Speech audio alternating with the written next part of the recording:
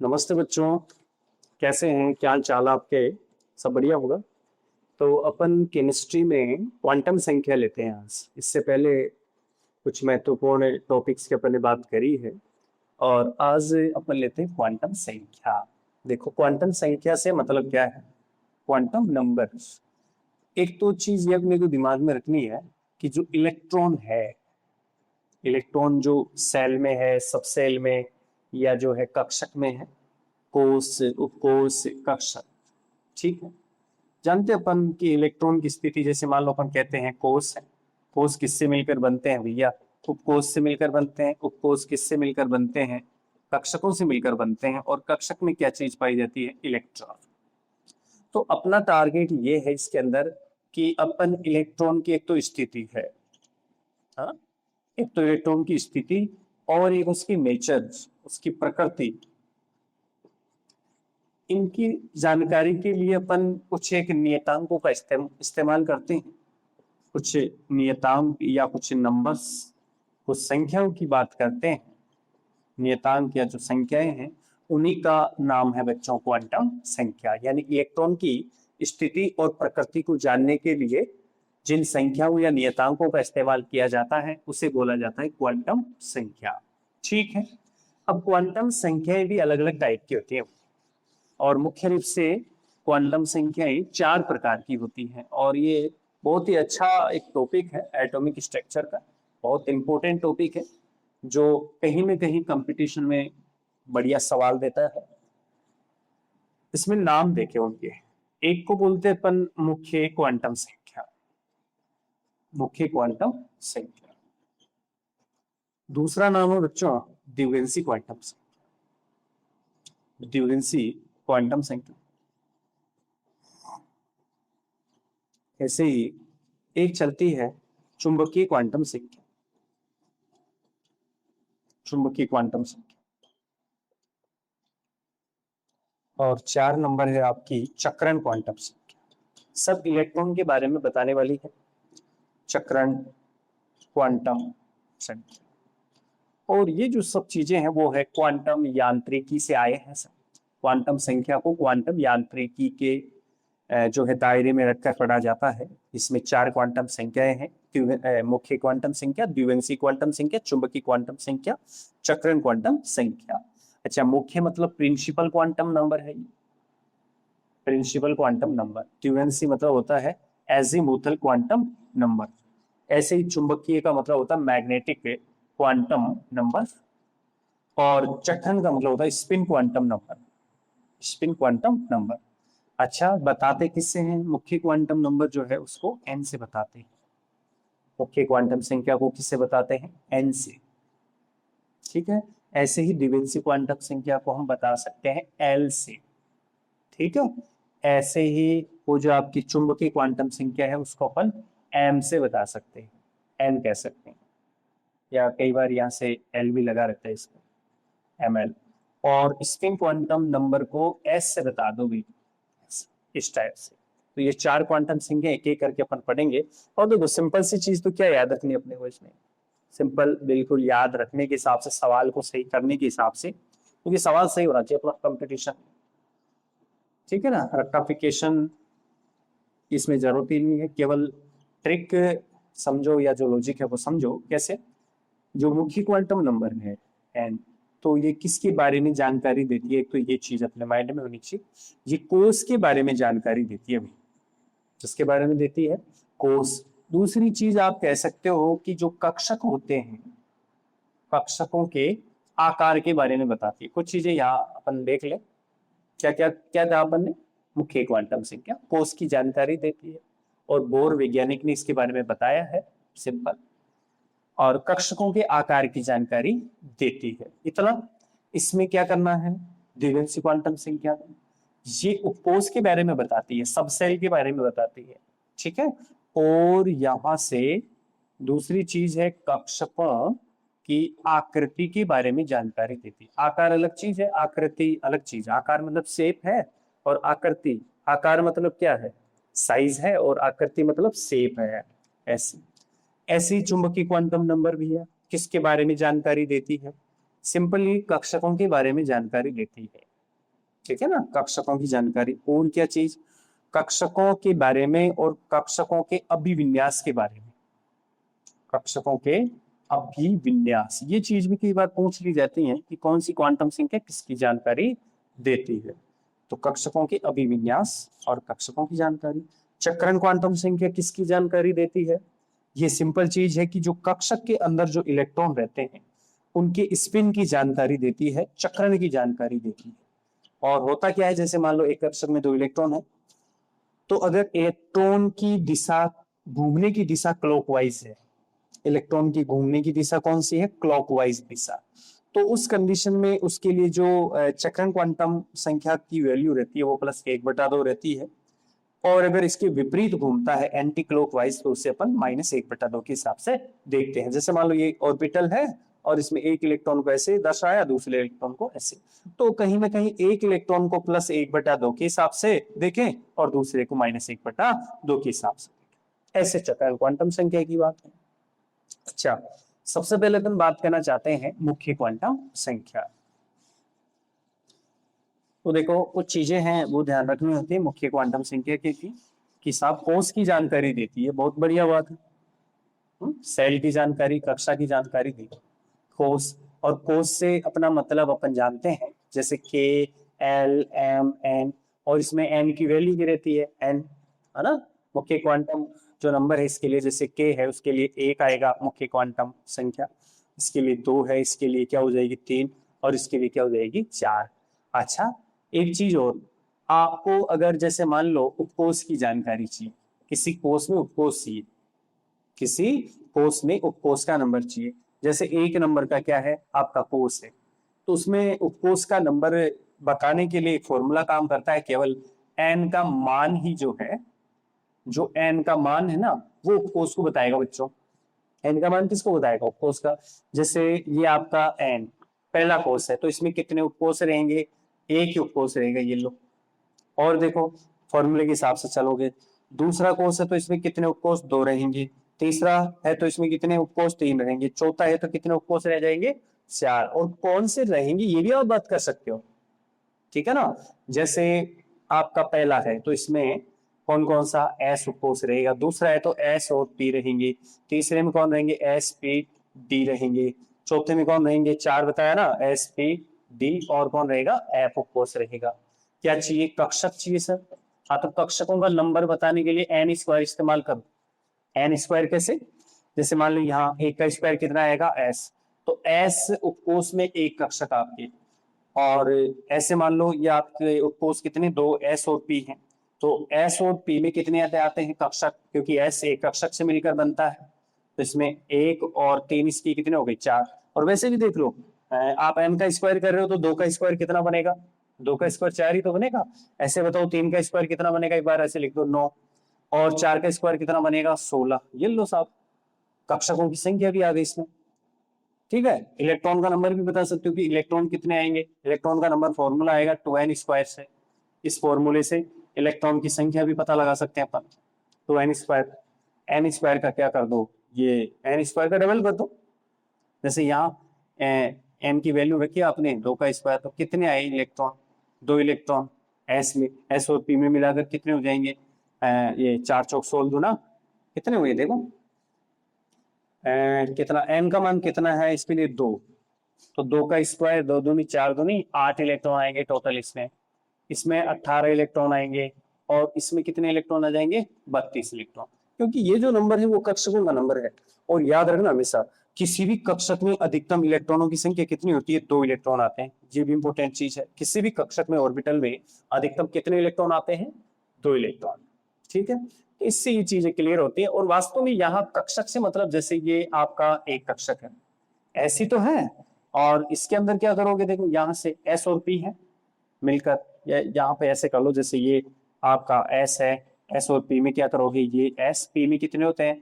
3 कक्षक होते हैं। ये लो सेट हो जाएगा मामला, ये जोड़ के कर लो, क्योंकि यहाँ से 1 और 3 कितने? 4। एक एस में, पी में कितने होते हैं? 3 होते हैं। डी में कितने होते हैं? 5 होते हैं। 1 2 3 4 5, तो कितने हो गए?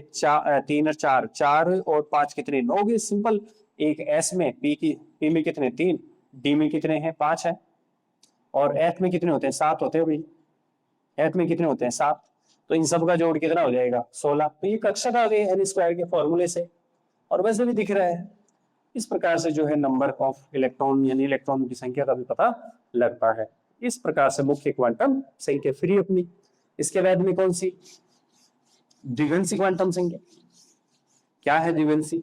ये क्या बताती है? देखते हैं। देखें, ये उपकोषों की जानकारी देती है या फिर कक्षकों में जो कक्षकों की आकृति है उसके बारे में बताती है, और साथ में उपकोष की जानकारी भी दे रही है, इलेक्ट्रॉन के बारे में दे ही रही है। दूसरी है आपकी एजीमुथल क्वांटम नंबर, द्विघांसी क्वांटम संख्या, द्विघांसी क्वांटम नंबर शॉर्ट। ठीक है, किससे बता रहे हो? एल से। तो एक तो क्या, किसकी जानकारी? जनरल जानकारी उपकोष के बारे में बताती है। सही काम, उपकोष के बारे में बताती है। और याद रखो उपकोषों के लिए जो एल के मान है, रट के रख लो यार, बिल्कुल डायरेक्ट क्वेश्चन होता है इससे। जैसे उपकोष मैंने कहा एस, पी, डी और एफ कहा एस, और ये वैल्यू भी मानते हैं कि 0 से जो है m-1 के हिसाब से बताते हैं अपन कि 0 से लेकर n-1 इसकी वैल्यू होती है। पर यहाँ से सीधा देखो एस के लिए एल की वैल्यू जो है द्विघांसी क्वांटम संख्या की वैल्यू 0 रखनी है, टी के लिए रेगुलर 1, डी के लिए 2, एफ के लिए 3। ये टेबल काम करेगी भाई सब। ठीक है ना, ये इतना अपने को ज्ञान होना चाहिए। और एक साथ में एक और चीज, इसमें अपन जैसे उपकोष की बात कर रहे हैं तो उपकोष में कक्षकों का नंबर बता सकते हो आप? किसी भी उपकोष में कक्षक बता सकते हैं? उपकोष में क्या बता सकते हैं? कक्षक। इसके लिए फॉर्मूला काम करता है 2l+1। ये फॉर्मूला काम करेगा जिससे उस उपकोष में कक्षकों का नंबर पता लगेगा। एल की वैल्यू, तो जैसे मान लो आपको एस उपकोष में क्या चाहिए? कक्षक चाहिए। तो यहाँ देखो एल की वैल्यू क्या है? 0। तो 2 × 0+1, देखिए कितने हो गए? 0+1। यानी कि एस उपकोष में केवल और केवल कितना जो है कक्षक आएगा? 1, और होता भी एक ही है। सिंपल। ऐसे ही कोई पूछे कि मुझे तो पी में बताओ भाई, पी में कितने आएंगे? तो या पी में क्या करो, पी के लिए एल का मान कितना रखोगे? 1 रखोगे, यहाँ 1 रखो, तो 2 एकम 2, 2 रे क्या हो गए? 3। ये लोग पी में 3 आते हैं भाई। एस में कितने कक्षक? 1। पी में कितने कक्षक होते हैं? 3 कक्षक। ये फॉर्मूला बता रहे 12+1। और डी में कितने? डी में 5 होते हैं। कैसे? देखो यहाँ डी के लिए एल का मान कितना? 2, तो 2 यहाँ रखोगे, 2 दूनी 4, 4 1 5, फॉर्मूले से सीधा। और एफ के लिए देखो 7 कैसे आएगा? क्योंकि यहाँ 3 रखोगे, 3 दूनी 6 और 1 7। इस प्रकार से ये 7 ऑर्बिटल आ गए ऐसे। ठीक है, 1 2 3 4 5 6, और यहाँ से ये 7। इस प्रकार से जो है उपकोष में कक्षकों का नंबर पता। और साथ में देखो कक्षकों का अगर नंबर पता है तो इलेक्ट्रॉनों का भी पता है। क्योंकि एक बात बताओ मुझे कि अगर एक कक्षक में 2 इलेक्ट्रॉन होते हैं, एक कक्षक में कितने इलेक्ट्रॉन होते हैं? 2 इलेक्ट्रॉन। तो अपने आप सोच लो 3 कक्षकों में कितने इलेक्ट्रॉन हो जाएंगे भाई? 3 कक्षकों में कितने होंगे? 6। डबल कर दो यहाँ। तो इलेक्ट्रॉन की संख्या भी अपन पता लगा सकते हैं किसी उपकोष में। तो उसके लिए याद रखो 2 और 2l+1। ये फॉर्मूले भी कई बार जो है कॉम्पिटिटिव एग्जाम में पूछे जाते हैं। निम्नलिखित में से कौन सा जो है उपकोषों में कक्षकों की संख्या बताएगा या उपकोष के अंदर जो है इलेक्ट्रॉनों की संख्या बताता है? ऐसे, क्योंकि इसमें हुआ क्या है, देखो कक्षकों की संख्या के तुम 12+1 रखती है आपने, और कक्षकों की संख्या का पता है, और इलेक्ट्रॉन कक्षकों से डबल होगी, मैक्सिमम इलेक्ट्रॉन, या इलेक्ट्रॉन की संख्या का मतलब है अधिकतम इलेक्ट्रॉन, मैक्सिमम इलेक्ट्रॉन। तो क्या करो यार, एक कक्षक में 2 इलेक्ट्रॉन होते हैं तो डबल कर दो, फॉर्मूले में 2 का गुणा कर दो, सिंपल ऐसे। तो ये इसमें जो है द्विघांसी क्वांटम नंबर का भी आप खेल खत्म कर सकते हो इसे। और इससे बार कुछ नहीं आता कॉम्पिटिटिव एग्जाम में, अगर ये चीजें अपने जैसे अंगुलियों पर हैं तो गलत होने का कोई चांस ही। और क्वांटम नंबर तो एक बहुत इंपॉर्टेंट आपका टॉपिक है ही। इसमें तीसरी जो क्वांटम नंबर है, तीसरी चीज वो कौन सी आती है? चुंबकीय क्वांटम संख्या, मैग्नेटिक क्वांटम नंबर। ठीक है, मैग्नेटिक क्वांटम नंबर है। और इसको किससे बताते थे? एम से। ml क्या को ऐसे क्या बताती है? सर ये तो कक्षकों के अभिविन्यास की जानकारी देती है, कक्षकों के अभिविन्यास की जानकारी ऐसे। इसकी वैल्यू कितनी होती है? बहुत ही सिंपल है, चुंबकीय क्वांटम संख्या के लिए जो कक्षकों के बारे में अपन बताएंगे, वो वैल्यू जो होगी वो -L से कितने तक होगी, प्लस की L, -L से कितना हो जाएगा, प्लस L। और साथ में ये भी है, शून्य भी है इसमें, शून्य तथा कितना हो जाएगा, -L से प्लस L, ऐसे। क्योंकि अपन जानते हैं भैया कोस कौन से आपके पास, कोस है S, P, D और F, ये 4 है। और चुंबकीय क्वांटम संख्या के अपने को नंबर चाहिए। जैसे अपने पास कौन है, कक्षक कौन से हैं, देखो ये S में ये कक्षक, P में कितने कक्षक होते हैं, 3 कक्षक, D में कितने होते हैं, 5 कक्षक होता है बच्चों, और F में कितने आए हैं, 7 कक्षक। अभी बात अपने कही 1 2 3 4 5 है और एक 7 ऐसे, सही है, इस टाइप से। तो करना क्या है, कक्षकों में जैसे मान लो ये S और है, एक ही कक्षक है, तो इसके लिए जो वैल्यू होगी किसकी, L के जो मान होंगे ना, वो L के मान, जैसे इसके लिए आएगा 0, ठीक है। यहाँ P के लिए क्या करेंगे अपन, क्योंकि माइनस से L से कहाँ चलोगे, प्लस L, तो इसके लिए P के लिए L का मान कितना, 1, तो कहां से कहां, -1 से कितना हो जाएगा बच्चों, प्लस का 1। ऐसे ही यहाँ -2 से कितना हो जाएगा, प्लस का 2। ऐसे ही यहाँ -3 से कितना हो जाएगा, प्लस का 3। इस टाइप से सीधा और इजी, इस तरीके से करो, क्वेश्चन सही होना चाहिए अपने। तो कुल मिला के यहाँ से अपन यहाँ लिख भी सकते हैं, जैसे 0 लिखा, -1 या 0, क्योंकि -1 जो वैल्यू है वो 0 से भी कम है, +1, फिर यहाँ -2 या -1 0, है ना, प्लस का 1 प्लस का 2 हो गया ना अपने आप ही। यहाँ कितना, -3 -2 -1 0 +1 +2 +3, खत्म। क्या है इसमें, तो चुंबकीय क्वांटम संख्या ये भी 3। इसके बाद में लास्ट है चक्रण क्वांटम संख्या, ठीक है, इनसे सवाल भी आनी चाहिए अपने को। एक है आपकी लास्ट की चक्रण स्पिन क्वांटम नंबर, चक्रण क्वांटम संख्या, इसको किससे बताते हो, S से बताते हैं, ठीक है। Spin quantum number, spin quantum संख्या, चक्रण क्वांटम संख्या क्या है, अभी अपने लास्ट उसमें पढ़ा था जब पॉइंट बता रहे थे, किसी भी कक्षक में ज्यादा से ज्यादा कितने इलेक्ट्रॉन होते हैं, 2 इलेक्ट्रॉन होते हैं, और दोनों का जो स्पिन है, चक्रण है, वो विपरीत होता है भैया, तभी जाके इसका जो आघूर्ण बनता है वो शून्य बनता है, क्योंकि एक क्लॉकवाइज दिशा में घूम रहा है और दूसरा कौन सी दिशा में घूम रहा है, एक क्लॉकवाइज दूसरा एंटी क्लॉकवाइज दिशा में। तो एक के लिए अपन ने कहा प्लस का 1/2 बनता है और दूसरे के लिए माइनस का 1/2, ये चक्रण बनता है इसका। तो दोनों में क्या है, जैसे मान लो दोनों का, अगर दोनों के दोनों इलेक्ट्रॉन है तो एक दूसरे को क्या करेंगे, कैंसिल करेंगे, परिणामी कुछ नहीं है, 0 रहेगा। और अगर अकेला इलेक्ट्रॉन रहता है किसी के अंदर, जैसे एक ही इलेक्ट्रॉन है, तो इसके लिए देखो दोनों चीजें चलती हैं, प्लस का 1/2 कह सकते हो या फिर माइनस का 1/2, दोनों ही चीजें चलती, ठीक है। एक समान दिशा में अगर चक्रण है तो प्लस का 1/2 या फिर माइनस का 1/2, ठीक है। क्लॉकवाइज के लिए प्लस 1/2, ऐसे। इस प्रकार से जो है ये क्वांटम संख्याएं जो है कंप्लीट है। इसमें जैसे मान लो क्वेश्चन अपन करें, छोटा सा क्वेश्चन, जैसे मैंने कहा मेरे पास है ये रुबिडियम है ना, रुबिडियम के लिए जो अंतिम इलेक्ट्रॉन है, रुबिडियम का अंतिम कोष का इलेक्ट्रॉन है, उसके लिए कह रहा है कि चारों क्वांटम नंबर चाहिए इसको, कौन कौन सी, N, L, M और S, इसकी वैल्यू चाहिए।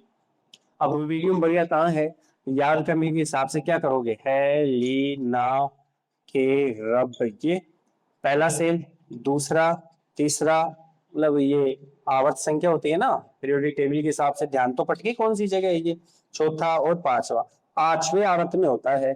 इसका मतलब एक चीज निश्चित है कि इसका जो लास्ट का जो इलेक्ट्रॉन है, अंतिम कोष का जो इलेक्ट्रॉन है, वो है 5s1, इस कोष में है। अब इसके आधार पर अपने को क्वांटम नंबर देना है कि क्वांटम संख्या है भैया, क्वांटम संख्या में देखो ये 5 है, ये किसको बताएगा, कोष, और कोष का मतलब n, क्वांटम संख्या, तो n का मान तो कितना हो जाएगा, 5 हो जाएगा। और क्या चाहिए, उपकोष की जानकारी या जो भी है, L का मान, L का मतलब उपकोष का मतलब है, और उपकोष कौन सा, S, L कितना होता है S के लिए, 0। ऐसे ही क्या चाहिए, M, M के मान भी मिल जाएंगे, S के लिए M का मान कितना, 0 ही तो होता है, हो अभी तो देखा अपन ने। ऐसे ही इलेक्ट्रॉन का चक्रण, क्योंकि देखो S कक्षक में केवल और केवल क्या है, एक इलेक्ट्रॉन है, S में एक इलेक्ट्रॉन है, इस वजह से ये जो चक्रण क्वांटम संख्या है इसका मान प्लस का 1/2 लिख सकते हैं। और इस प्रकार से रूबिडियम के लिए चक्रण क्वांटम संख्याओं के मान कितने हैं? 500 और एस का कितना? प्लस का 1/2। इस टाइप से कर सकते हैं चीजों को, ऐसे क्वेश्चन आए हुए हैं, सिंपल। ठीक है, तो इस प्रकार से जो है ये आपका क्वांटम संख्या का जो टॉपिक था वो क्या हुआ? कंप्लीट हुआ ऐसे। और नेक्स्ट क्लास में अपन बात करेंगे,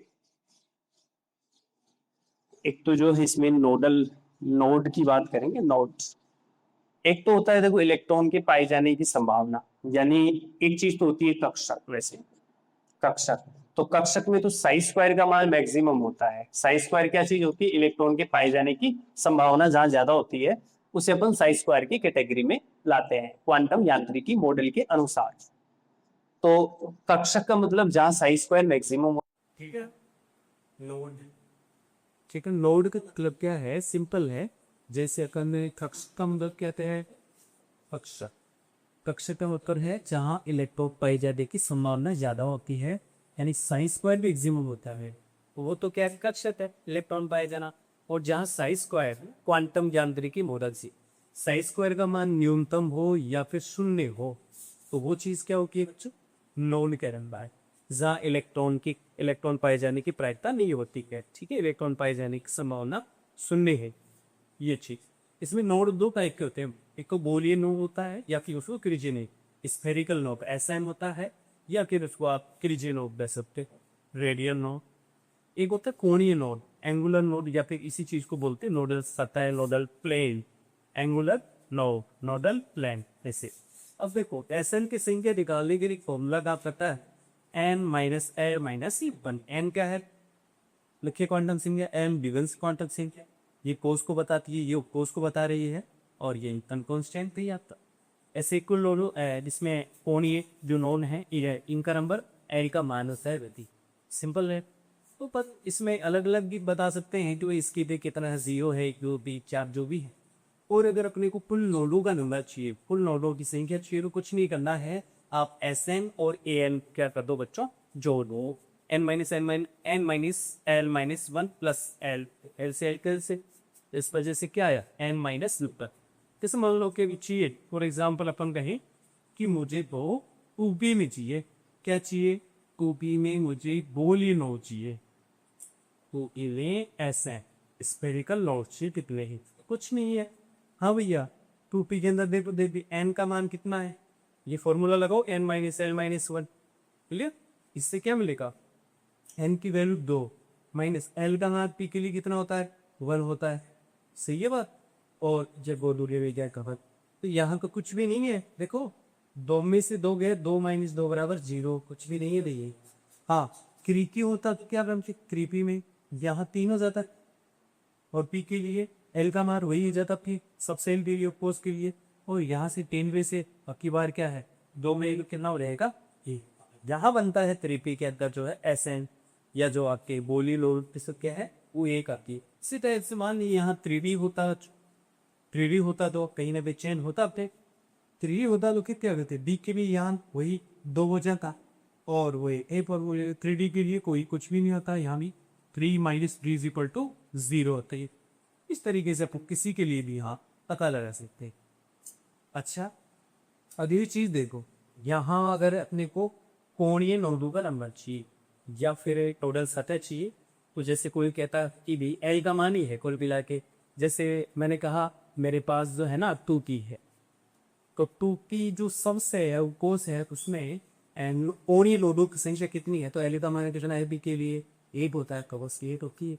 इसका मतलब पी के लिए एस के लिए होगी नहीं, क्योंकि एस के लिए एल का मान 0 होगा। डी के लिए भी होगी, डी के लिए कितना है? एल का मान जो होता है। तो डी जो भी कोस है विक्रेमी है, उनके लिए आपका जो एल का जो मान में, या यो कह रहे कोणीय नोडों का मान कितना हो जाएगा? 2। और विषय क्या उसको किस तरीके से आप लोग करते हैं देखिए, यानी यहाँ से अपन डी के लिए अगर बताए किससे तरीका है वही सीख लो। क्या कभी 2 कैसे, इस हिसाब से ट्रिक की नाम रखी है। जैसे मान लो कि सिलिक आप 4D कह रही 4D, और आपको तो केवल और केवल क्या चाहिए, 4D क्या है, 4DXY है, नाम भी बता दो।